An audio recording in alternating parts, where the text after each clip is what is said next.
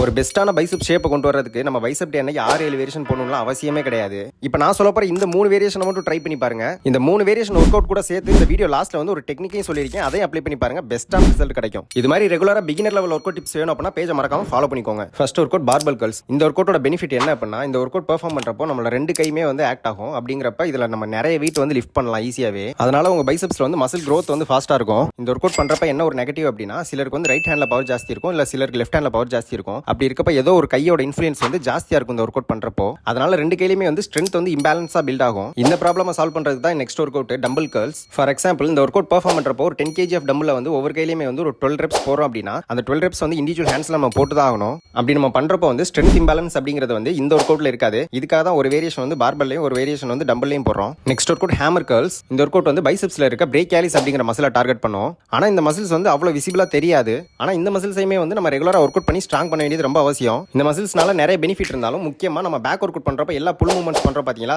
அதுக்கு வந்து இந்த மசில் தான் மேஜர் ஆக்ட் ஆகும். அப்புறம் அது ஃபோராம்ஸ்ல இருக்க பிராக்கியோ ரேடியாலிஸ் அப்படிங்கிற மசிலையும் டார்கெட் பண்ணுது. அதனால பைசப்ஸ் அண்ட் ஃபோராம் ஆக்டிவேட் பண்ற ஒன் ஆஃப் த பெஸ்ட் ஒர்க் அவுட்ல இதுவும் ஒன்னு. அப்புறம் நான் அந்த வீடியோ ஸ்டார்டிங்ல சொன்ன டெக்னிக் என்ன அப்படின்னா, இந்த ஒர்க் அவுட் எல்லாமே பெர்ஃபார்ம் பண்றப்போ 10 to 12 ரெப்ஸ் இல்லனா 12 to 15 ரெப்ஸ் தான் உங்க மேக்ஸிமம் ரெப்ஸா இருக்கணும். அது மாதிரியான வெயிட் சூஸ் பண்ணி ஒர்க் அவுட் பண்ணுங்க. அப்புறம் இதே ஒர்க் அவுட் நீங்க ஒவ்வொரு வாரம் பண்றப்போ எய்தர் வெயிட்ஸ் இல்லனா ரெப்ஸ் வந்து இன்க்ரீஸ் பண்ணி ஒர்க் அவுட் பண்ணுங்க. அப்ப மட்டும் தான் பெஸ்ட்டான ரிசல்ட் கிடைக்கும். அப்புறம் டயட் அண்ட் ரெக்கவரி ரொம்ப முக்கியம், அதையும் பாத்துக்கோங்க. நாளைக்கு வருவேன், நாளைக்கு பார்ப்போம்.